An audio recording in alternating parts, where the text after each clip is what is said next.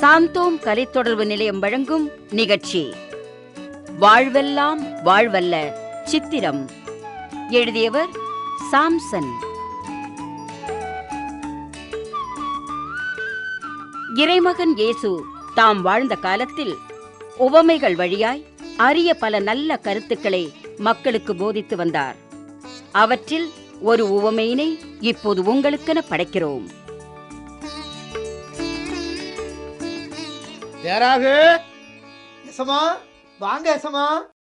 என்னங்க எசமா? ஒண்ணுமில்லப்பா, நம்ம வயல்ல விதப்பெல்லாம் எப்படி நடக்குதுன்னு பார்த்துட்டு போலாம்னு தான் வந்தேன். முடிய போகுதுங்க. வேலையாளுகளுக்கு கூலி கொடுக்க வேண்டியது தாங்க பாக்கி. ஏன்பா, விதையோட தரமெல்லாம் பார்த்து தானே விதைச்சிங்க? நல்ல தரமான விதைங்க. இந்த வாட்டி நம்ம வயல்ல கோதுமை விளைச்சல் அமோகமா இருக்குமுங்க. விதப்பு என்னமோ நல்லபடியா முடிச்சுட்டீங்க. அதோட உங்க வேலை முடிஞ்சிட்டதா நினைச்சு மெத்தனமா இருந்துடப்படாது. அப்படியெல்லாம் இருக்க மாட்டோமுங்க. ராப்பகலா கண்ணு முழிச்சு காவல் காக்கணும். சரிங்க. காவலுக்கு நல்ல ஆளா போடு. கூலி எவ்வளவு ஆனாலும் பரவாயில்ல. உத்தரவு ஏசமா. இந்த மகசூல் உன்னை நம்பித்தான் இருக்கு. கோட்டை விட்டு விடாத. நீங்க கவலைப்படாதீங்க ஏசமா, நான் பாத்துக்கிறேன். டேய் ஏனோக்கு அண்ணே, இந்த பாரு, உன்னை நம்பி வயக்காட்டு காவலுக்கு விட்டுட்டு போறேன். ஒழுங்கா காவல் காக்கணும். அதெல்லாம் நான் பாத்துக்கிறேன், நீங்க கவலைப்படாதீங்கண்ணே. ராத்திரி நேரத்தில் தூங்கி கீங்கி தொலைச்சிடாதப்பா. எக்கச்சக்கமா ஏதாவது ஒன்று ஆச்சுன்னா எசமா என்ன உண்டு இல்லைன்னு ஆக்கி விடுவாரு. அதெல்லாம் ஒன்றும் ஆகாது, நீங்க கவலைப்படாம போங்க.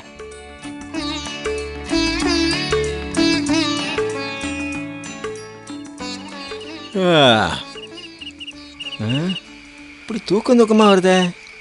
இப்போதானே பொழுது சாஞ்ச மாதிரி இருக்கு, அதுக்குள்ள இப்படி தூக்கம் வருதே. பேசாம தூங்கிடலாமா?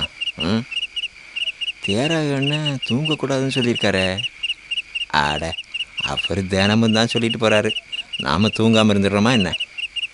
தூக்கம்தான் தானே வருதே, பேசாம தூங்கிட வேண்டியதுதான்.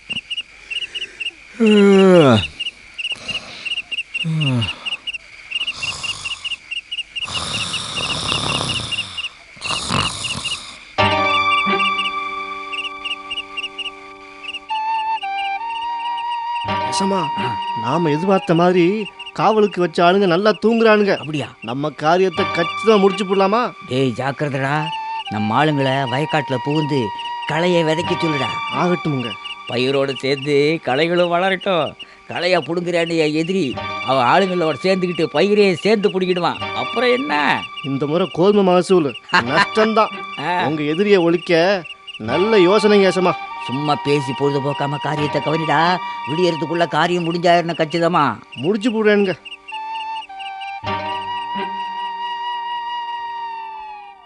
தேராகு, எசமா வாங்க எசமா. என்னப்பா, பயிரெல்லாம் எப்படி இருக்கு? பயிர் வளர்ந்து கதிர் விட்டு இருக்குங்க. என்ன மகசூல் எப்படி இருக்குன்னு நினைக்கிற? அது எசமா, இந்த பயிரோட சேர்ந்து எப்படியோ தெரியல களையும் வளர்ந்துக்கிட்டு வருதுங்க. அப்படியா? ஆமாங்க எசமா, நாம நல்ல விதைகளை தானுங்க விதைச்சோம். களை எப்படி வந்திருக்குமுங்க? எல்லாம் என் எதிரியோட வேலையா தான் இருக்கு.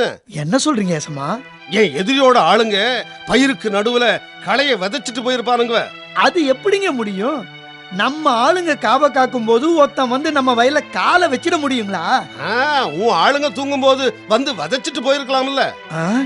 ஏசமா, நீ காவலுக்கு வச்ச ஆளுங்களோட லட்சணம் அப்படி இருந்திருக்கு. இது இந்த ஏனாக்கு பயல நம்பினது பெரிய தப்பா போச்சு ஏசமா. அவனை என்ன பண்றேன் பாருங்க. முடிஞ்ச கதையை பத்தி என்ன இப்ப? நடக்க வேண்டியதை பாப்போம். நடக்க வேண்டியது என்ன ஏசமா? பேசாம களையெல்லாம் இப்பவே பிடுங்கி எறிஞ்சிட வேண்டியதா? இந்த தப்ப நாம பண்ணணும்னு தான் என் எதிரி களைய விதைச்சிட்டு போயிருக்கான். என்ன ஏசமா சொல்றீங்க? தேராகு, நீ இப்ப களைய பிடுங்கன்னா கூடவே கோதுமை பயிரையும் சேர்த்து பிடுங்க வாய்ப்பு இருக்கு. அதனால மகசூல் பாதிக்கும். அப்படி பாதிக்கணுங்கிறதுக்காகத்தான் என் எதிரி இந்த வேலையை செஞ்சிருக்கிறான். ஓஹோ, அப்படிங்களா விஷயம்? அப்படின்னா இப்ப என்ன பண்ணலாம்னு நீங்களே சொல்லுங்க ஏசமா. இப்ப வளர்ற மாதிரியே கோதுமையும் களையும் ஒன்னாவே வளரட்டும். அறுவடை நேரத்துல அறுவடை செய்யறவங்க கிட்ட முதல்ல களையெல்லாம் பறிச்சு எரிக்கிறதுக்காக கட்டுக்கட்டா கட்ட சொல்லுங்க. அப்புறமா கோதுமையை அறுவடை செஞ்சு என் களஞ்சியத்துல சேர்த்து விட சொல்லுங்க. சரிங்க ஏசமா. இறைமகன் இயேசு இவ்வுவமையின் வழியாய் என்ன கூற விழைகிறார்? வயல் இவ்வுலகம். நல்ல விதைகளை விதைப்பவர் இறைமகன். நல்ல விதைகள் கடவுளின் ஆட்சிக்கு உட்பட்ட மக்கள். களைகள் தீயோனை சேர்ந்தவர்கள். அவற்றை விதைக்கும் பகைவன் அலகை, அதாவது சாத்தான். அறுவடை உலகின் முடிவு. அறுவடை செய்வோர் வானதூதர். வானதூதர் இறையாட்சிக்கு தடையாக உள்ள அனைவரையும், நெறிகெட்டோரையும் ஒன்று சேர்த்து தீச்சூளையில் தள்ளுவார்கள். நேர்மையாளர் இறைவனின் ஆட்சியில் கதிரவனைப் போல ஒளி வீசுவர். இறைமகன் இயேசு அன்று கூறிய உவமை இன்றும் நம் வாழ்வில் ஒரு படிப்பினையாக அமைந்திருக்கிறது. எப்படி? மனோஜ், ஆ? காஃபி சாப்பிடுறியா? வேண்டாங்க்கா, இப்பதானே சாப்பிட்டேன். ஏண்டா, ஆ? நீ பம்பாய்க்கு போய் 5 வருஷம் ஆகுது. ஆமா. இத்தனை நாளா ஒரு லெட்டராவது போட்டியா? அதான் நேர்லயே வந்துட்டேனக்கா. அக்கா அக்கா, என்னது? இத பத்தியா? 5 சவரன் செயின் உனக்காக வாங்கிட்டு வந்திருக்கேன்க்கா. இதா பிள்ளைங்களுக்கு துணி, அத்தானுக்கு வாட்சி, எல்லாம் ஃபாரின். ரொம்ப வசதியா இருக்கேன்னு சொல்லு. சொந்தமா பிளாட்டே வாங்கியிருக்கேன், கார் வேற வச்சிருக்கேன்க்கா. எனக்கு என்ன குறைச்சல்? ம், வசதியா இருக்க சரி. ஆ. ஆனா என்ன வேலை பாக்குறேன்னு சொல்லலையே? அது பிசினஸ்க்கா, ஏற்றுமதி இறக்குமதி. இல்லையே. ஆ? ஏதோ கள்ளக்கடத்தல் கும்பல்ல தொடர்பு வச்சிருக்கதா கேள்விப்பட்டேனே. யார் சொன்னா? பம்பாயில தான் நமக்கு வேண்டியவங்க நிறைய பேர் இருக்காங்களேடா. சரி, எதுவா இருந்தா என்னக்கா, நிறைய பணம் வருது, வசதியா இருக்கேன். ஏண்டா, இத சொல்ல உனக்கு வெக்கமா இல்ல? என்னக்கா? திருடி பொய் சொல்லி சட்ட விரோதமான காரியங்களை செய்து சம்பாதிக்கிறதெல்லாம் ஒரு சம்பாத்தியமாடா? ஆ.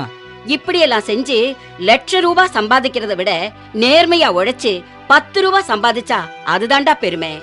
ஆமா, நீயும் அத்தானு நேர்மை உண்மைன்னு சொல்லி என்னத்தை சேர்த்து வச்சிருக்கீங்க? ஆபீசர்னா பேரு, சொந்தமா ஒரு வீடாவது வாங்கி வச்சிருக்கீங்களா? அத்தான் கூட வேலை பார்க்குறவனெல்லாம் கை நீட்டி சம்பாதிச்சு 2-3 வீடு கட்டி ஓஹோன்னு இருக்கான். உனக்கு எவ்வளவு சின்னவண்ணா? நானே சொந்தமா வீடு காருன்னு வச்சிருக்கேன்.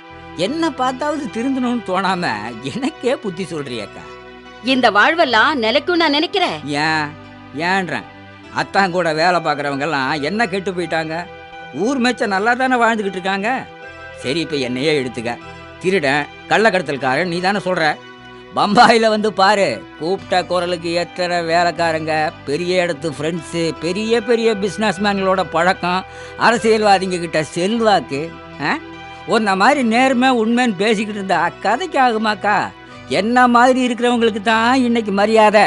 மனோஜ், உன் மதிப்பு மரியாதையும் உன்னோட இருக்கட்டும், எங்களுக்கு வேண்டாம். இந்த அப்படி வாட்சு, துணி, செயின். அக்கா, கௌரவமான வேலைக்கு போய் 10 ரூபாய் கொண்டு வந்து கொடு, அக்கா சந்தோஷமா வாங்கிக்குவேன். ஓஹோ, இதுக்கு நீ பின்னாடி ரொம்ப வருத்தப்படுவக்கா. போடா போடா, இந்த கள்ளக்கடத்தல் எல்லாம் விட்டுட்டு வெளியே சொல்லிக்கிற மாதிரி கௌரவமான தொழிலை பாரு. சரி, நான் போறேன். என்னடா திடீர்னு? மரியாதை இல்லாத இடத்துல எனக்கு என்ன வேலை?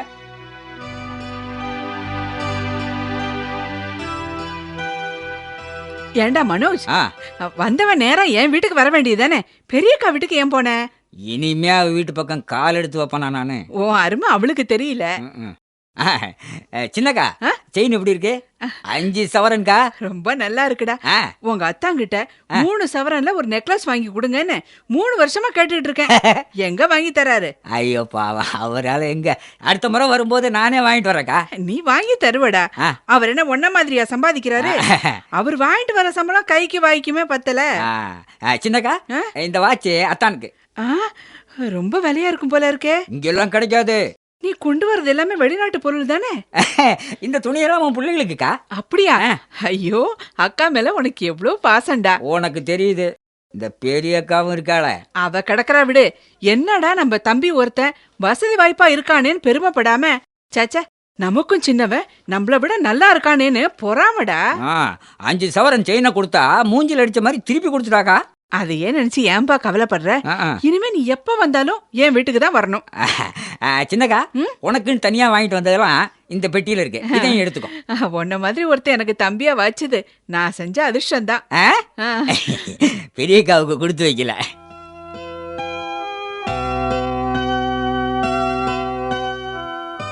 அக்கா, அக்கா. யாரு? சின்னக்கா, என்ன தெரியல? தெரியலையே. நான் தான் சின்னக்கா, மனோஜ். மனோஜா, என்னடா இது தாடியும் மீசையும் பரட்ட தலையுமா வந்து நிக்கிற? அது வந்துக்கா, கொஞ்ச நாள் ஜெயிலில் இருந்தேங்க. ஜெயிலா? நான் சம்மந்தப்பட்டிருந்த கள்ளக்கடத்தல் கும்பல கூண்டோட பிடிச்சிட்டாங்கக்கா. ஐயோ! என்கிட்ட இருந்த பணம், வீடு, காரு எல்லாத்தையும் பறிமுதல் பண்ணிட்டாங்க. கொஞ்ச நாளைக்கு முன்னதான்க்கா ரிலீஸ் ஆனேன். கையில் காசு இல்லாமல் பம்பாயில் அலைஞ்சேன். அப்புறம் வேற வழி தெரியாம இங்க வந்துட்டேன்க்கா. ஐயோ, இந்த நிலைமையில ஏன்டா இங்க வந்த? அக்கா, என்னக்கா எப்ப வந்தாலும் நான் உன் வீட்டுக்கு தானக்கா வருவேன். நீ நல்லா வந்திருந்தா பரவாயில்லையே, ஜெயிலுக்கு போயிட்டுலாம் வந்தேங்கிற. உன்னை இந்த நிலைமையில அத்தான் பார்த்தா என்ன சொல்லுவாரு? அக்கா, ஒருவேளை உன்னை தேடி போலீஸே இங்க வந்துட்டா? இனிமே என்ன தேடி வரமாட்டாங்கக்கா. நீ சொல்ற, நான் எப்படி நம்புறது? போலீஸ் கிலேஸ் நீ ஏதாவது ஆகி அக்கம் பக்கத்துல தெரிஞ்சா ஊரே கேவலமா பேசுமே. என்னக்கா இப்படி சொல்ற? உன்னை விட்டா எனக்கு வேற யாருக்கா இருக்கா? பெரியவ இருக்காளே, அவகிட்ட போலால. அக்கா, மனோஜ், அத்தா வர நேரம் ஆச்சுடா. உன் அக்கா நல்லா இருக்கணும்னு நினைச்சா தயவு செஞ்சு போயிடுப்பா. அக்கா, ஐயோ, அவர் வர நேரம் ஆச்சே, நான் என்ன செய்வேன்? போறேன்க்கா, நான் போறேன்.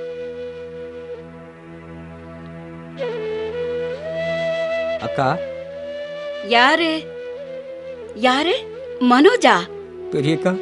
என்னடா இது, அடையாளம் தெரியாத அளவுக்கு ஆளே மாறிட்ட. உள்ள வாடா, உள்ள வாப்பா, உள்ள வா. அக்கா, குடிக்க தண்ணி வேணும். இதோ இந்த ஜெக்கில் இருக்கு, குடி. ஆமா, என்ன ஆச்சு? ஏண்டா இந்த கோலம்? சொல்றேன்க்கா. அப்படியா? ஆமா. இனிமே என்ன பண்ண போற? தெரியல, நான் வரேன்க்கா. மனோஜ், என்னடா இது, வந்த உடனே புறப்படுற? உன்னை பார்க்கணும் போல இருந்தது, வந்தேன். சரி சரி, நீ ரொம்ப களைப்பா இருக்க, சாப்பிட்டு போலாம். வேண்டாம்க்கா, இந்த நிலைமையில நான் வந்திருக்கிறது அத்தானுக்கு தெரிஞ்சா என்ன? இனிமேலாவது நல்லா இருன்னு புத்திமதி சொல்லுவாரு. நான் ஜெயிலுக்கு போனவன்க்கா, 4 பேருக்கு தெரிஞ்சா உனக்கு கேவலம். ஏண்டா, நீ கள்ளக்கடத்தல் கும்பலோட தொடர்பு வச்சிருந்தியே, அப்ப இல்லாத கேவலமா இப்ப புதுசா வந்துட போகுது? அக்கா, வேண்டாம்க்கா, நான் போறேன். எங்க போற? என்னடா முழிக்கிற? அத்தாங்கிட்ட சொல்லி இங்க எங்கேயாவது வேலை வாங்கி தரேன், பேசாம இங்கே இரு. என்னடா யோசிக்கிற? இவ கூட இருந்தா அடிக்கடி புத்தி சொல்லி திட்டிக்கிட்டு இருப்பாளேன்னு பயப்படுறியா?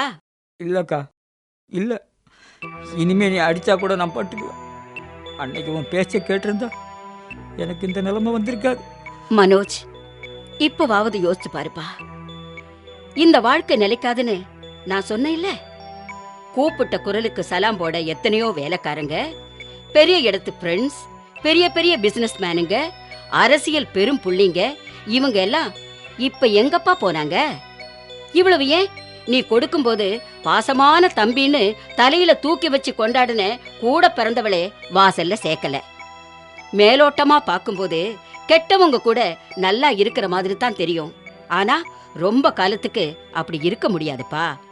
ஒரு நாள் வரும், கட்டாயம் வரும். அப்போ அவங்க வாழ்க்கை பட்டு போகும்.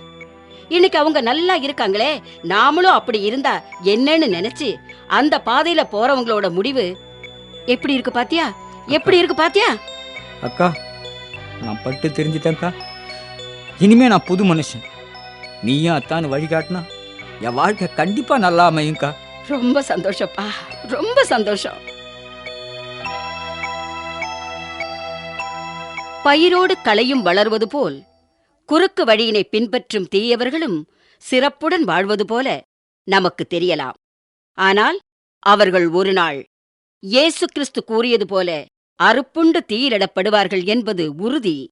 இப்படிப்பட்ட தீயோரை பார்த்து பொறாமை கொள்ள வேண்டாம், அவர்களது வழிகளை பின்பற்ற வேண்டாம்.